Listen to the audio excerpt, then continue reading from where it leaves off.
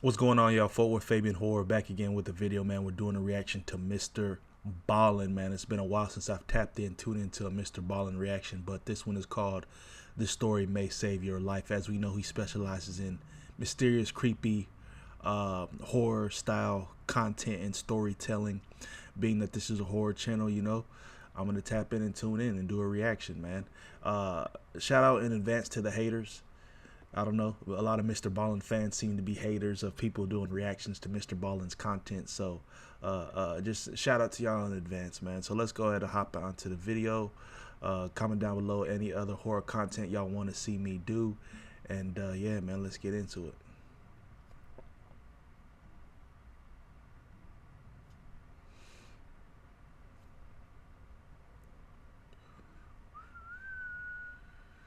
My fault, child.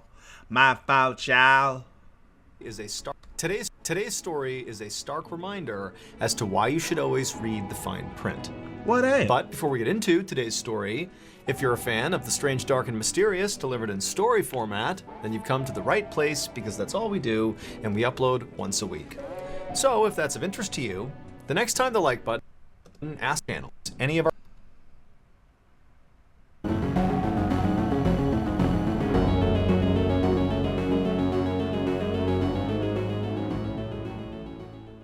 On the morning of August 7th, 1981, a 34-year-old wildlife photographer named Carl McCunn stood on the edge of a lake in the Alaskan wilderness and chucked a box of ammunition into the water. The splash it made was surprisingly loud in the total silence that surrounded him. Carl was on the last day of a 5-month-long solo camping trip in a very remote area of northern Alaska that was actually inside the Arctic Circle. A plane had dropped him off here in early spring, and he had set up his tent by this lake, which was surrounded on all sides by forest and huge snowy mountains. And during this 5-month trip, Carl had not seen or spoken to another person the entire time. There were no phones, no roads, no rangers, no people around for at least 100 miles. I mean, this is true isolation. Carl looked up into the sky and listened carefully for the low roar of the plane that was supposed to pick him up today. But as he listened, he couldn't hear anything. But this didn't worry Carl, because he actually had only arranged for his pickup date, not the pickup time. So it was just at some point on this day he was going to get picked up. He didn't know exactly when. And so as he anxiously waited, he just kind of puttered around his campsite and continued to pack up his things. And as Carl did this, he remembered that the type of plane that was going to be picking him up today, it was his buddy Rory's plane, it was really small. And there was a chance that he couldn't actually fit all of his belongings on the plane. And so in anticipation of this, he had identified that he didn't need all of his ammo. And so that's why he was chucking his ammo into the lake, basically in preparation for pickup. Just then, a breeze kicked up, and so Carl zipped his parka up to his chin. This was actually the so-called warm season in the Arctic Circle, but warm in the Arctic Circle meant still near freezing temperatures. That's a red flag to me, him chucking away all his ammunition prior to the plane getting there. I would wait till I see the plane overhead and it's starting to descend. Then I'll start chucking ammunition, man. You got to stay strapped. You don't know when you'll need that ammunition.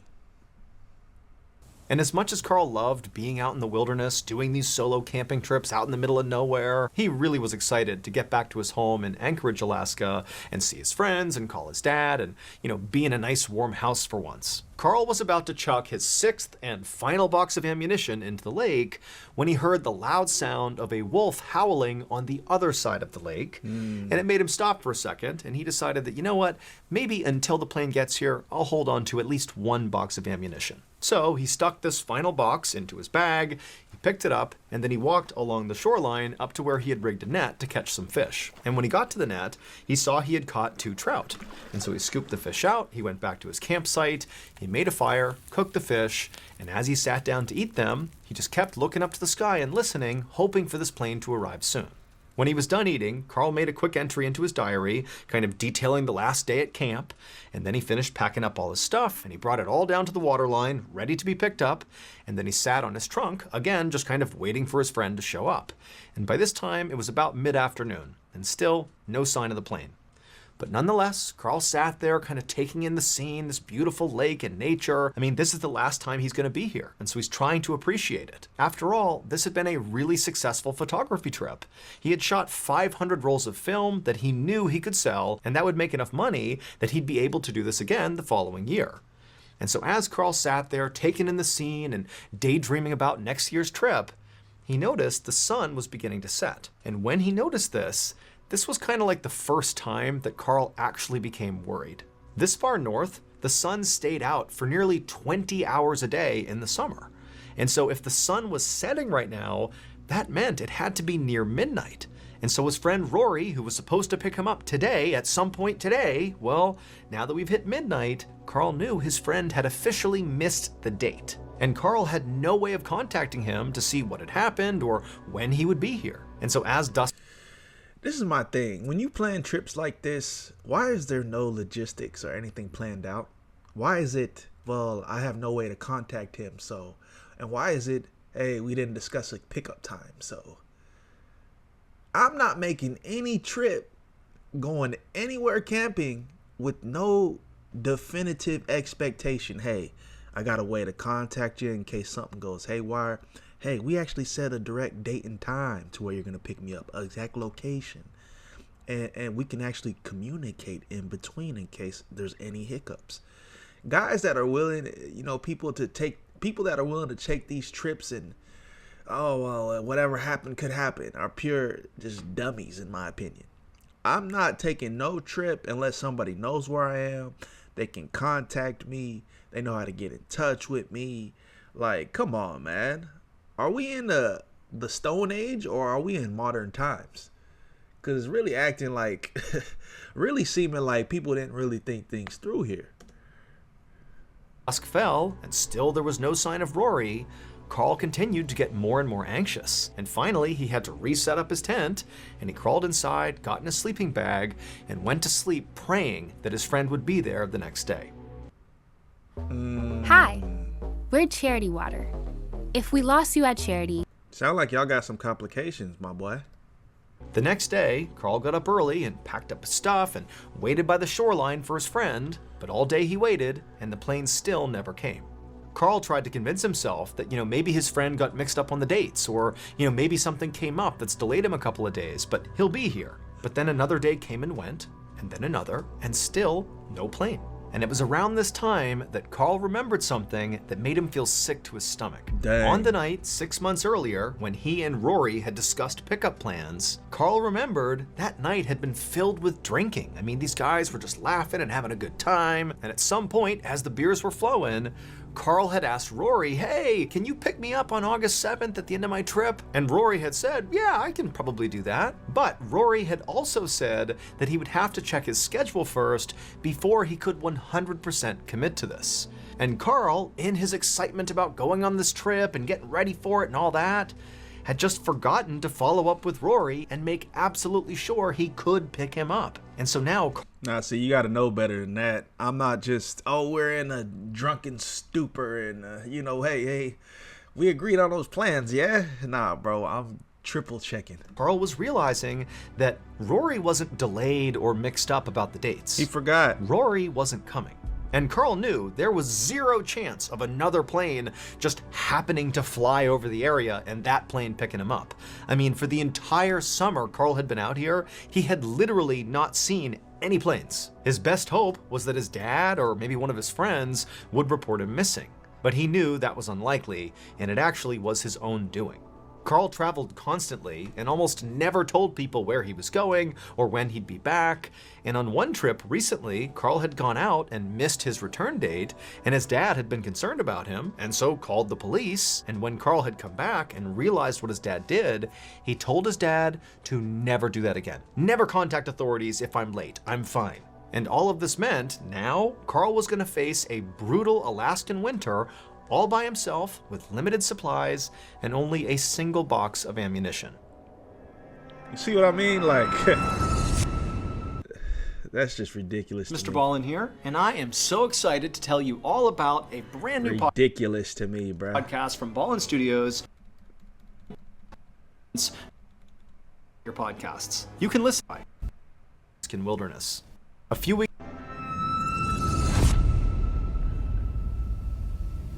weeks later, at the end of August, Carl was still stuck out in the Alaskan wilderness. By now, Carl had fully accepted that Rory was not going to come pick him up, and Carl was doing his best not to fixate on his stupid mistake. He figured he had two choices. The first one was that he could just stay put and hope to be rescued. This was the conservative option. He knew how to get food and also firewood near his campsite, so he wouldn't starve to death and he wouldn't freeze.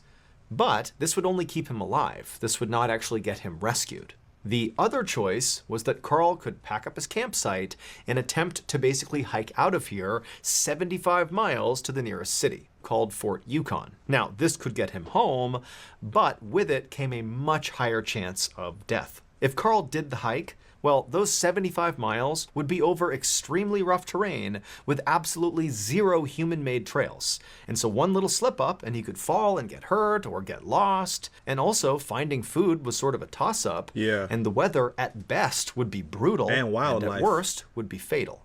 Plus, the entire region those 75 miles were in was absolutely teeming with wolves.